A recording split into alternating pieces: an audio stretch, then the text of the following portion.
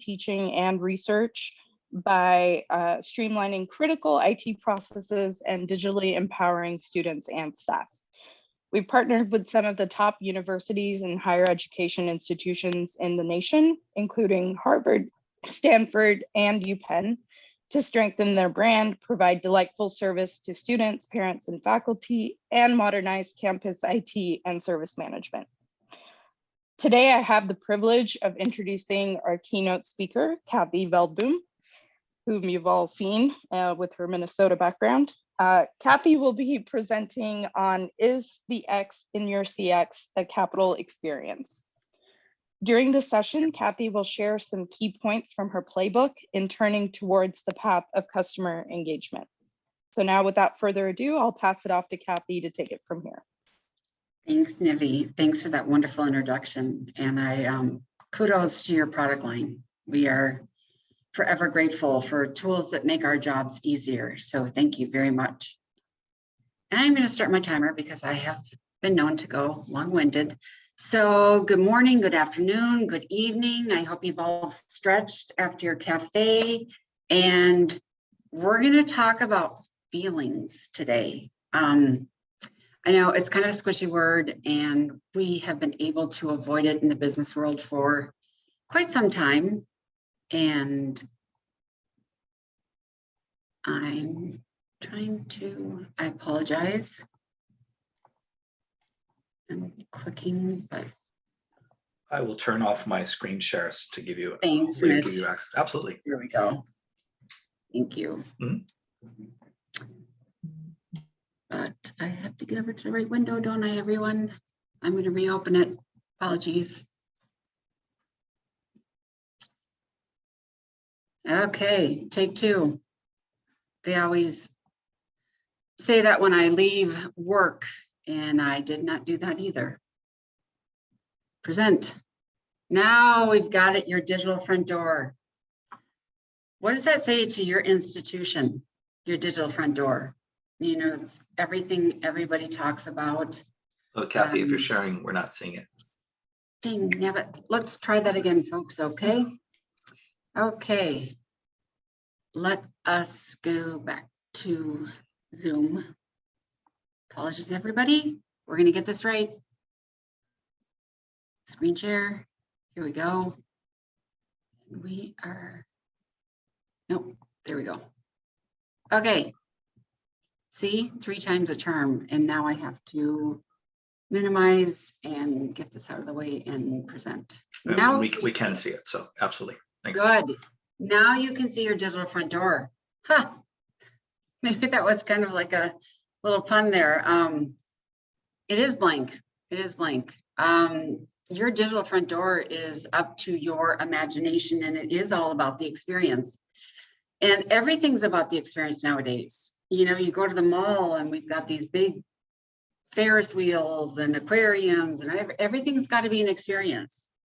And that goes for your university as well. Everybody, I'm sorry, let me refocus here, guys. I'm so used to seeing an audience. Everybody is used to an experience, right? Right. If any of you are old enough to have kids like I do that are now in university, they are having an experience, and I am getting an earful some days. It's crazy. So what do you see here? When you guys go through, which is really your door? Is it the red one? Can your customers find your door? And so one of the things that Mitch and I were talking about is the other word that goes with experience is seamless. Everybody wants a seamless experience. They want it to be smooth. They want to be able to find what they're looking for. They want to be able to. Oh, wow, guys, I'm sorry. I'm a little nervous this morning. I guess it's because I can't see you. Oh, shake it off. Okay, ready? We're shaking it off. Okay, so the experience. I'll put my camera on. Pretend like you're talking to me, Kathy. Here's my camera. Talk to somebody. Just talk to me. I'm here. That's weird.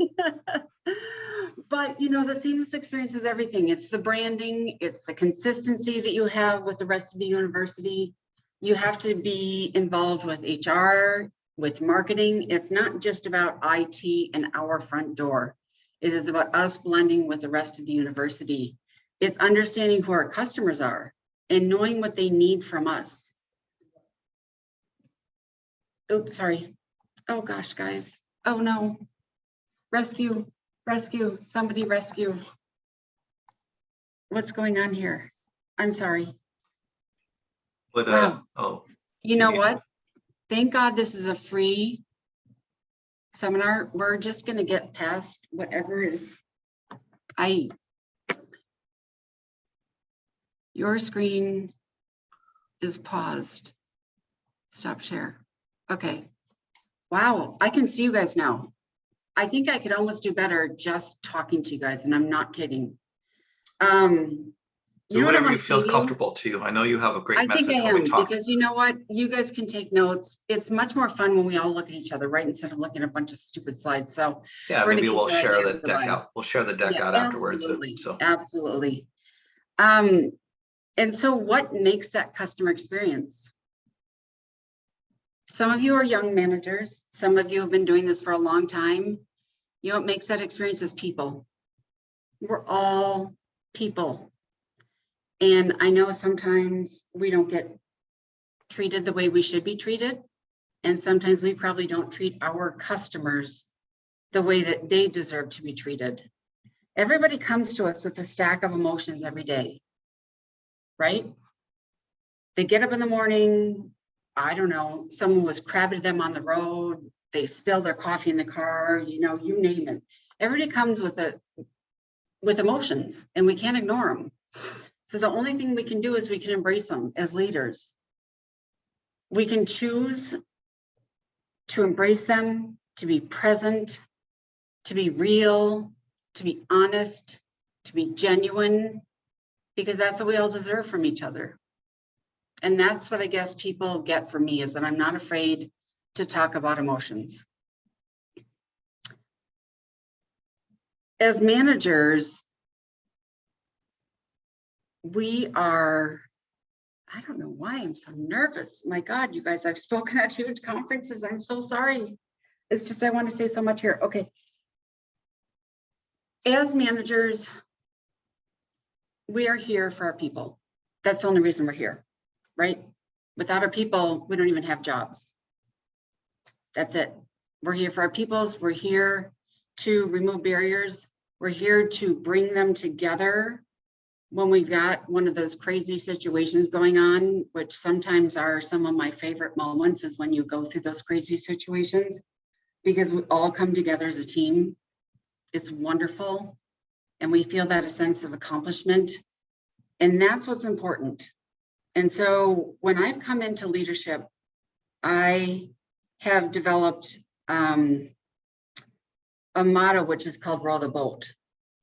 So many times when you are in IT, there's like the guru, and he or she's a super smart one. Everyone goes to them, and it's like, oh, that poor person's like the new person. But what I really want to bring into leadership is the fact that I want everyone to have their row in the boat. Their row in the boat? Oh no, I did it again. That's how I got the honest factor. Do you know that? Okay, I'm in a sidebar. That's how I got the honest factor, because I can't do words right. But I want everyone to have their oar in the water equally. We are but the coxswain. We're here to steer. Our teams are the one that are doing all of the hard work. And I think for most of us, that's where we got our start, right? We got our start as part of the team. And we know how we want to be treated, and we know how we don't want to be treated. I seriously had a boss one year that every time we came around to the annual review, she would say, you know, you're replaceable, but I guess I'll keep you. And she was dead on, serious. But on the other hand, every time I screwed up, she was there for me. She was like, okay, you screwed up. We're going to learn. We're going to do this. We're going to do that. So I'm not sure if she was Jekyll and Hyde or what it was, but it allowed me to grow. And after having her as a really tough boss, I went on to have probably the most amazing boss in the entire world. You know what he did? He's like, okay, well, you're going to run a Tiger team. okay, now you're gonna be a scrum master. Now you're gonna do this, now you're gonna do that. And I had no clue what I was doing, right? But what I did know is that we're all in it together and we all have the common purpose of wanting to solve problems. And God bless us all the way that you guys are facing, whether it be email, chat, any of you doing virtual assistant, that would be fantastic. Raise your hands, let everybody know so they can pick your brain.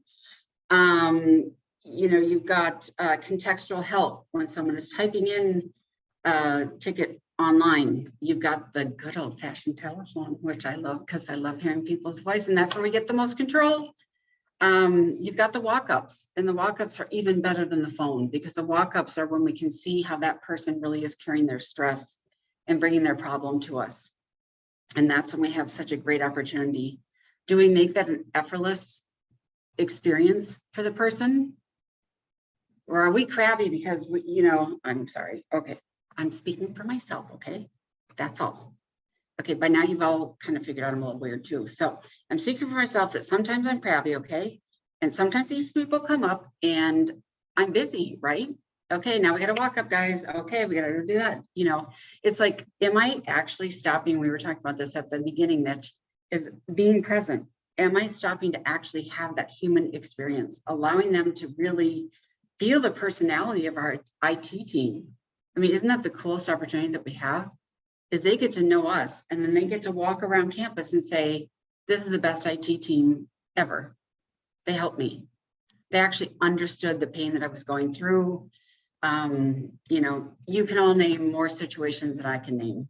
And I've been with some of you during those very stressful times. I worked for a vendor, and before coming to EDUCAUSE, I used to speak at ACUDA, and so I'm familiar and have customers that are higher education, probably some of the ones that Nivi spoke to as well. And we've been through some tough situations together as vendor and IT shop, right?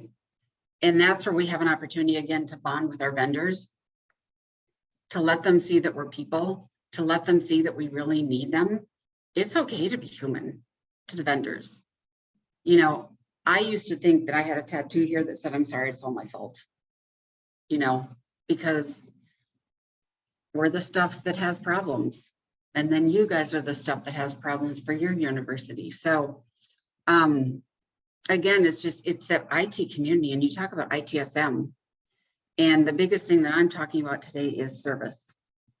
There are so many more things to ITSM, and I'm going to give a little plug here for any of you new managers and any of you wanting to grow managers underneath you. There's a program called KTLO, Keep Learning On.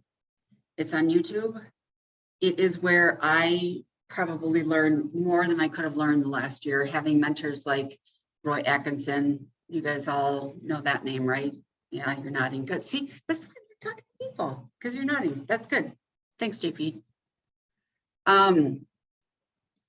I would tell you, I thought I knew about service, and then I met these guys, and it was crazy. And they talked about everything that made sense in my head, that it's okay to be human. And it was like, I thought we all kind of kept this a secret, right? Walking around, we're like, we're really human. But they open it up, and they give us permission to be present, to be real, to be vulnerable. Oh my gosh, talk about being a new manager. You are vulnerable. That's scary. And that's why we have these great things like EDUCAUSE, so that we're here for each other, and we're growing with each other, and we're helping each other, and we're having these community rooms like that. And I'm trying to think of all my slides now, because I have so many that I want to say about the people. I'm trying to think here. Well, one of the things I thought was interesting when you and I were talking, Kathy, was about the our customers and the personas for our customers. There's a lot of unique personas, yeah, within our customer base. Yeah, exactly. And it's super important that, thank you, Mitch. Can you just co-present with me? Personas are super important. You know, we talk about them, we talk about it when we're doing content writing and stuff like that, but it's also important for us to know our personas. You know, when you get a fellow coming to you, when you get a new TA coming to you that's freaking out because their professor's really mean to him or her. I guess I have to go both ways there.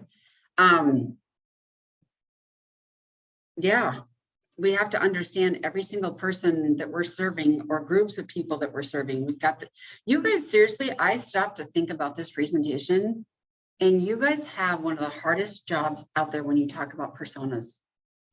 You know, you got the faculty, you've got the students, you've got the different schools. Sometimes at the larger universities out there, you've got different schools going on, which I've talked to my son a lot about.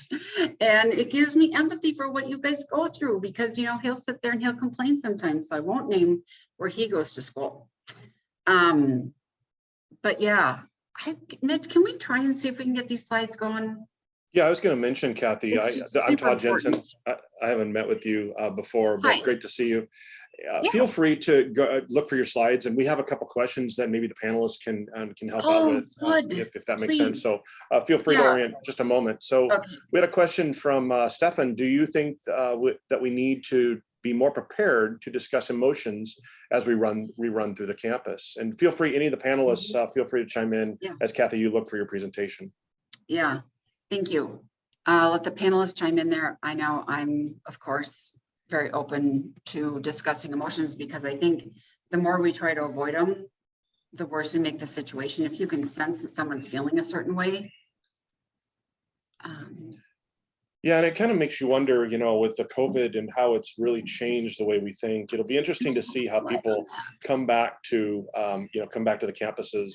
And how that maybe impacts how we service people and, you know, how we meet the customer's needs. I think it's, we don't really know where people are going to be, and maybe it depends on where you are in the country or your upbringing and things, and how we quote unquote reopen, even though many campuses were open already. So it'd definitely be interesting to see what emotions look like as far as coming back to the campus and how we meet those needs as people come through. So Lorraine Ball has another question.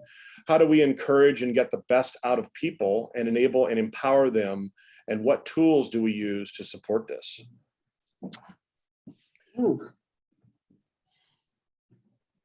So, you know, I know from my perspective, empowering people and understanding the vision and what is the department and what does the long game look like for the people that work with us. Hopefully we're all aligned and saying, hey, customer first, we're trying to meet their need and understand kind of where people are coming in, and understanding maybe what pain, if you will, a student has to go through to acquire service or request something, or you know, to do that kind of thing. So anyway, Kathy, do you are you looking like you're pretty close to being ready there again? Yeah. I think so. I think so. Awesome. And so I'm just going to whip through these guys because you have a copy of them. You know what? You see the words there, feel, feel, feel. Shep Hyken, I don't know if you guys know him. I just, man, oh man, if I could use a voice, I would have his voice. It's incredible. He is remarkable in customer service, but let's get down here because you guys asked a question about hybrid teams. And here's a slide I took from Karen Ferris. And I don't know if any of you have any of her books. It's on organizational change management. She's kind of my idol when it comes to that stuff. She's got some great books out there. I would highly recommend it. And she posts on LinkedIn, so I would definitely follow her as well. But look at the things that she's talking about here. We've already talked about some being available and being visible. That means, you know, we talk about being present. You know, we talk about the word psychological safety, and I know it's just been used to death, but it is the truth. If we want to allow our teams to grow as much as possible to reach their maximum, and this is where they're going to get happy, is when they grow. They have to have a safe environment where they know it's okay to make mistakes. So if I go back to my old boss, you know, she wasn't always the best at yearly reviews, but man, oh man, when I made a mistake, she was like, okay, let's learn from it. That's what we need to be as leaders. We need to tell our people that it's okay to make mistakes. And when we have to take the fall for the team, we have to take the fall for the team. That's our jobs. again, I'll say it, without them, we don't have a job. You know, different things like setting clear expectations. I don't think anyone should have to guess what's going through your head. I think it should be crystal clear. And I think people should also be, you should have an open door in the sense that means I welcome your questions. I want you to understand me. I want you to understand what I'm thinking. And I want you to challenge what I'm thinking. At my last job, I had a young manager, and we used to call it, I think we called it sparring or spurring. It's from Brene Brown.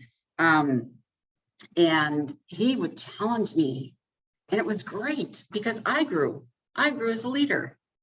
I grew because of him, and he grew because of me, and it was wonderful. And so that's the kind of environment that I find where people grow the most, is where they feel comfortable. They can come in, they can say, hey, you know, you made that decision last week, and I you know, I've been thinking about it, and I'm not sure I'm really, you know, gelling with it. Can we talk about that a little bit more? I think that's important, because, like, again, I said, you know, most of us came from there. We understand what it's like when we're suffocated, and nobody likes a feeling like suffocation. So the other thing I like to talk about is the psychology of customer service. There's a whole lot of, you know, tap into your own university there. There's a whole lot of psychology going on with customer service. You see the words there, and the biggest one that I have to hone in on is we don't get to choose their reality. Their reality is their reality. All we can do is try to have an influence on their reality and make that reality the best. I'm going to go back to experience, but the best experience it can be. Okay, puppies and kittens, right? Everybody loves puppies and kittens. Although I asked my son for something that would make people feel really happy and something that would make people feel really stressed out. This is all we came up with. Yeah, this is what we want. We want the people out in the university saying, they're incredible. You want to work with them. They're going to ease your pain. That's what we want to be known as. We want to have that great reputation that we genuinely care about the customers that we're trying to serve. There's a whole bunch of them here, and this actually can be automated if you guys want it. I've put some slides in here so you guys can take these and use them in training your teams. That's really what I wanted for you as a takeaway today, is to be able to do this. You know, if you guys are using any kind of ITSM platform or an ITIL platform or anything like that, make sure you understand how to use it from the customer's perspective, not how you use it, but how the customer uses it. And that's really important, is that shifting that lens, you know, like when you go to the eye doctor and they flip that lens and it gets all blurry, we need to be there blurry. Like I said, this kind of goes thicker and thicker and thicker, but these are things you can use when training your teams. The biggest thing I want to call out here, I don't know if you can see my mouse, but if they get upset, you need to remain calm. That's something I learned from all of you, is that when you guys have been upset, there was a customer, we had a hack with Linux, and what they needed from me is they needed me to remain calm and to let them know that no matter what, I was in the corner, I was going to get it taken care of. And you know what? We had Red Hat actually came out with a patch for beyond end of release, which was pretty incredible. And you guys helped make that possible. And that's us as a partnership. And I can't say this, and that's why it's in big yellow, is the, oh, and thank them. Yep. Reputation. Do sweat the small stuff, guys. It's the stupid little stuff that someone will say, I can't believe they thought of that. It's those little things that make people's day, that leave you feeling good. If you make someone's day, you get that sense of gratification because you actually help someone else. It kind of gets oddly selfish there. And I have a whole bunch of things here for you guys with your teams. I'm going to plow through it. And this one doesn't come through, but it's the only one I could find. And I love it from Brene Brown, is empathy has no script. There's no right or wrong way to do it. It's simple. It's listening. It's holding space. It's withholding judgment, emotionally connecting and communicating. that incredible healing message of you're not alone. And that one is why it's there blurry, because I can't find a proper, clear view of it. And I think that's a really good place. If we want to stop now and see if we want to take some more questions, I can pause the sharing.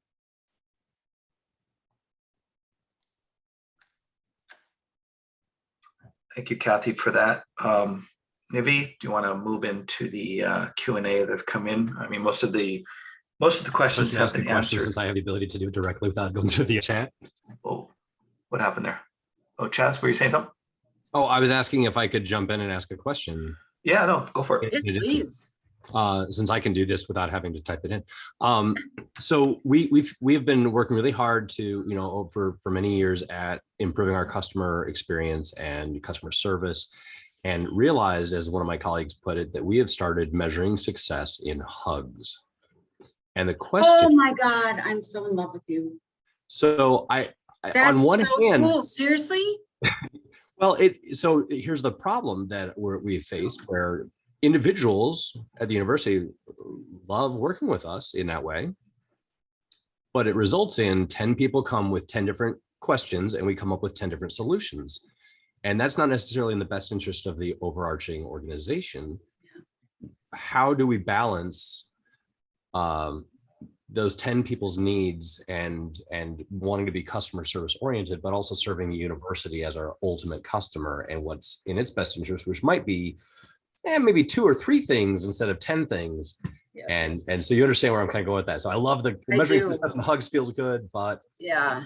No, that's so well said, Chaz. And I think having been a vendor puts me in that unique position, is that you can't always please everybody. And it's hard, but you have to weigh that whole, you are working for the ultimate goal of the university. I was working for the goal of an organization. And I don't know, you can all shame me or whatever, but I have found honesty to be the best policy, like our parents taught us. But it's true, I'll just say to them, hey, I completely understand what you're going through, and I don't want to make light of what you're going through. But what I also understand is that, there are limits with which I can act upon. And, typically, especially if it's a staff member, I mean, it honestly depends who your customer is at that point, I want to say. But it's, we all know we're working for the common goal. And even if it's a student, hey, we're trying to help you move along your educational path. And that's that whole, when I say be honest, I think what I'm really saying is to be vulnerable there. And it's not always, what I want to say, guys, it's not always met with the kindness that I wish it would be returned with, my sincerity. But at least I don't have to remember kind of the path that I took to help the university. Sorry, that got a little somber, didn't it? Maybe we should do some yoga stretching. But that's how I go deep on feelings. Yeah. Other questions? Otherwise, plow. Yeah, let me jump into some of these questions that come on the Q&A. Been really good responses in the chat and also in the Q&A. Yeah. Couple shout outs to KTLO. I put the link in the chat as well. Loga's asking, who was the person the diagram came from on the elements needed for hybrid teams? Just, I think you're looking for reference. Say again, the Mitch? Diagram from the elements needed for a hybrid team is that's from Karen Ferris. Karen Ferris, Ferris. She's out of Australia and she likes funny tennis shoes like I do too. So very, very famous in the ITSM ITIL community. She is. So she's a cool chick. And I can't recommend, like I said, everybody that I mentioned here and all those that I am forgetting to mention. The only reason I'm doing what I'm doing today is because of all of you. You taught me. Okay. So I'm kind of just leading the roundtable discussion here. But no, and we appreciate it. Appreciate your time and for you doing this. Lorraine has a question. How do we encourage and get the best out of people and enable them? And what tools do we use to support this? Wow, that's a loaded one. And I'm glad you asked it. So thank you. What I want to say is there's that stupid one shoe does not fit all, whatever that expression is. I think you have to really get to know your people. I don't know your sizes of your teams. My teams were anywhere from like 75 to 100. And I did get to know every single person around the world. I had global teams and I got to know every single person because I would want someone to get to know me. So I think it's incumbent upon us to understand what makes that person tick. And yes, kudos to my guys with Asperger's. I've had a couple employees that have had Asperger's. They're the most brilliant people I've ever had the honor to work with. What I will say as a direct manager for those people, we actually sent him to counseling so that he could learn how to work with those people. You see how I said that? We learned how to work with him. Yeah, not the other way around. Man, oh man, if you know, this is the hardest thing in my role is because I'm an INFJ or whatever it is. I'm like this feeling person. Yeah. Thank you. Thank you. Yeah, that's me. It's hard for me because I feel it. I can feel when evil walks in the room. I can feel when good walks in the room. I can feel what people need from me. And that's, I apologize for that. But I think in lieu of that is to ask people, you know what? I had monthly one-on-ones with people and I just do like a power day and say, what do you need from me? Because again, that's the only reason I'm there. Well, I think it's kind of interesting. The word service empathy, and that could be a whole nother, discussion in itself. But empathy, is not the same as sympathy, right? And service empathy, having the ability to understand how our customers use our services and the impact that outage is having on them to getting their jobs done. I think that's kind of interesting. I encourage all of you to kind of look up service empathy. Absolutely. I'm going to move in leverage this. It, Mitch, yeah, leverage it. So if you get people to have more surface empathy than others, use it. There's nothing wrong with that. The people that don't have surface empathy are probably thrilled that they're not having to be the one on the phone or whatever going through that hot crisis. And you know what? The person that's going through the hot crisis is getting rewarded based on helping the people that they're helping. Absolutely. And I think there's, not to get off tangent, but I think there are skill sets and personality types that are better fit for certain roles within the organization based on, whether you're managing incidents or working with customers and relationship management or developing, strategic plans. I'm going to go ahead and move on to Jose's question. Just want to make sure we let everyone know we have about 10 minutes or so before we have to end. Jose is asking. Slides speak for themselves. Let's just do this. And I did mention, if you don't mind, I'm going to send over the slides or add the slides. Yeah, but let's not yet. Let's have Kathy fix them and then we'll send over. Of course, yes, whenever they're ready. Absolutely. So Jose is asking, in an industry not known for empathy, what are steps leaderships can take to help establish workplaces that make empathy a valued part of the organization? Wow, I love that question. Model it. If you're collaborating, like, let's say you're collaborating on a project, right? Model it. When you're in a meeting, okay, first of all, meeting is a whole nother conference that we're not having meetings to have meetings, but when you're in a meeting and you're collaborating on something, is maybe you intentionally say something to a colleague that's on another team, just to show your employees how it can be, that we can work together, that we can have that empathy towards each other. I've done that, and I've done things that have gone against kind of my rationale, just so that I can show my team what's possible. That answer your question, Jose? I think the best thing is role model. And since we are getting down on time, I do want to say a couple things. Have fun. Oh my God, you guys, have fun, especially when it's stressful. Have fun. I have been known to take my phone, walk the cubicles and play some stupid music, and I will dance and I will look like a fool. And I have also gotten, you know, extra gum saying, thanks for going the extra mile. You know, it's stupid. And you know what? They laugh at me. And I love that they're laughing at me. That is the whole intention of the exercise. Don't forget to have fun. That's, you know, we spend so much time together. Kathy, here's an interesting question. I'm going to read into what Akshay had posted. He mentioned that he's surprised by the comment, he isn't known for empathy. Do you think there's an unconscious bias or preferential treatment or a judgment against, you know, gender in service empathy or in these types of roles? Perhaps, although I would argue with them. I think he does have empathy because I know him. I mean, as far as like, I think we all have different ways of showing it. Yeah, actually clarified that HE equals higher ed. I think he was. Oh, okay. But actually, Chaz, it's not a bad question in the sense that because it did lead me to think about gender roles and unconscious bias, right? And you know. And you know what? I can get in that mode where I have no empathy. I'm sorry. I do think there's a time when as leaders we have to not show empathy. We have to get the job done. So I think that's a really valid question. Sure. You know, it's that judgment factor.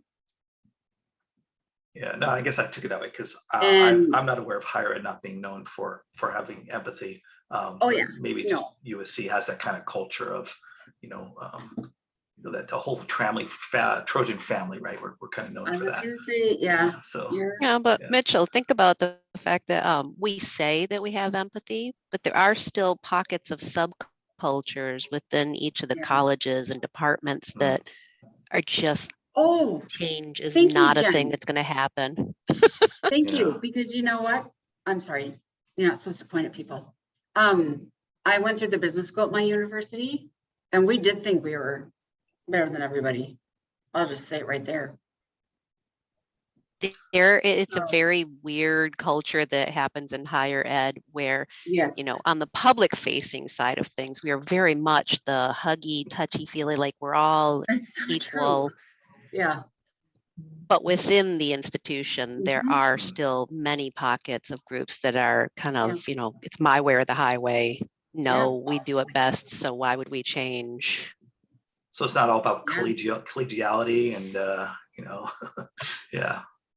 No, and as someone in IT, I can say honestly that there still are unconscious bias against women in, you know, specialty engineering areas, you know, like. Okay, so Jen, I'm going to ask the $1 million question. How much time do we have? And forgive me, and you do not have to answer it. Have you ever used your gender to your advantage?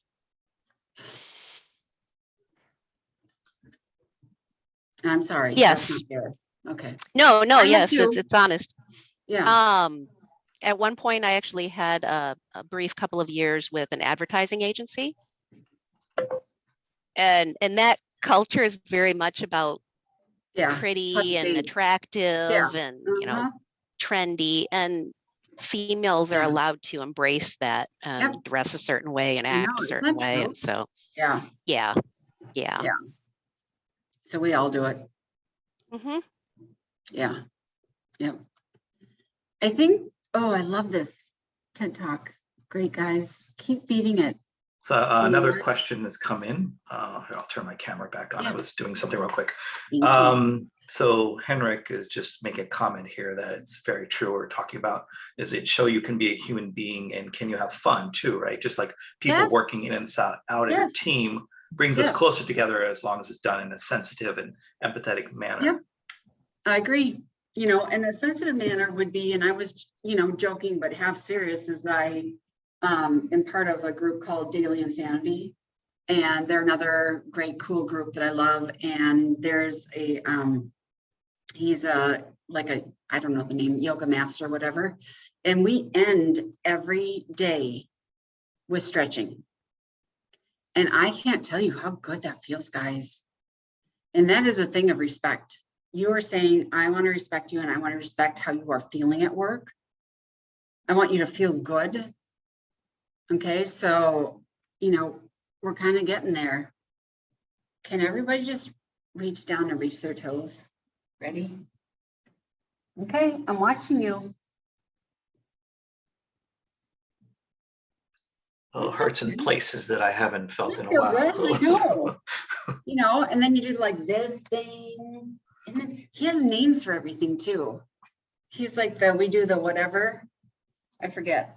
It's a security, it's a daily security group. So we, you know, firewall and all that kind of, you know, so that's where you can say, I'm respecting you, but we can still have a little fun doing it. And if anyone wants his name, he's awesome. Then again, there's not many people I don't like. So I think when you talk about respecting each other, conflict, right? Healthy conflict actually leads to more productive, you know, teams, right? And so how do you do that, right? Oh, humility. Humility. That's it. Check my ego. And oh my gosh, you guys, I hope it didn't come through today, but yeah, and I'll go to Jen, when you work your way up in IT as a woman, you start to feel this like, yeah, I need to have power. I need to have control. I need to have whatever. And all I know is everything I learned from all of you. That's it.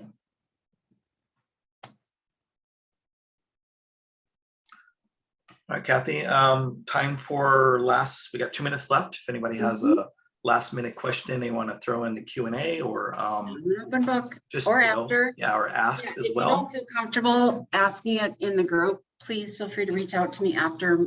My contact will be in the slides. And we'll make sure we get the updated slide decks to everyone.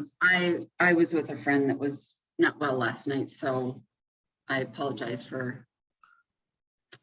No, don't have to apologize. We appreciate your time. I'm sorry, everything is my fault.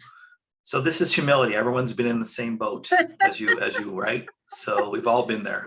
So. Yeah, I feel such an honor to be part of you guys. It's, you know, I hate to say it, we are kind of our own little cult. You know, and we'd love to have you back for future engagements. I think there are a lot of questions that people have, a lot of like spin-off topics that we could delve into. You know, Mitch, great idea. We can do some impromptu talks. I mean, like I said, it's not me, it's all of you. And as this group knows, I'm not shy about reaching out to the community groups and pulling these things together. So, and guys, can we just say kudos to Mitch for today? And the team. Lots of people involved. Yes, lots of people involved. Thanks, guys. It's only because of you that this is possible. All right, with that, just be aware in 5 minutes, look at my clock here at 9:35 Pacific time, 12:35 Eastern time, the tracks will be open. And let's see, so thank you. I'm just kind of looking through my notes here. So we had some help with this session from Nivi, and also a lot of you as well. In a few minutes, I invite you to head over to the event page, select the track you want to join. The links to the Zoom links for the specific tracks are in the chat as well. Feel free to bounce between tracks, go from room to room, which you can access again on the event page. Don't feel like you have to stay in one track. You can bounce between tracks. Remember to stay in this room for track 1. And with that, I will see you in about 5 minutes.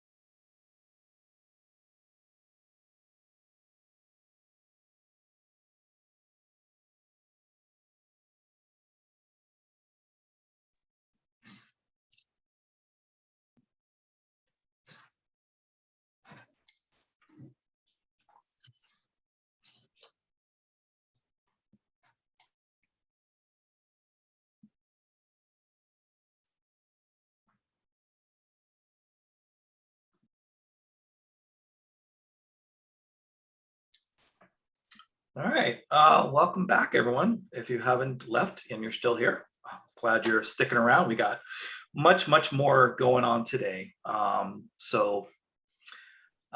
to track 1. This is IT strategy, leadership, and communication. I am your host, Mitch Pouts. Joining me today are Chris and Ann, who will be supporting the track sessions. We have an exciting lineup starting with digital and IT strategy, which will start in just a few minutes, or a few seconds actually. Before we jump in, there are a few reminders. Feel free to jump between tracks by clicking on the appropriate link in the event page. In most cases, 5-minute break is planned between sessions. Unfortunately, some sessions do run back to back, so just be aware of that. Each session will be recorded, and attendees will be on mute, so please use the Q&A to ask some questions. Note, not all sessions will have time for Q&A, but the presenters have been kind enough to provide their contact information for follow-up. Give me 1 second. I'm going to stop this recording because this was a general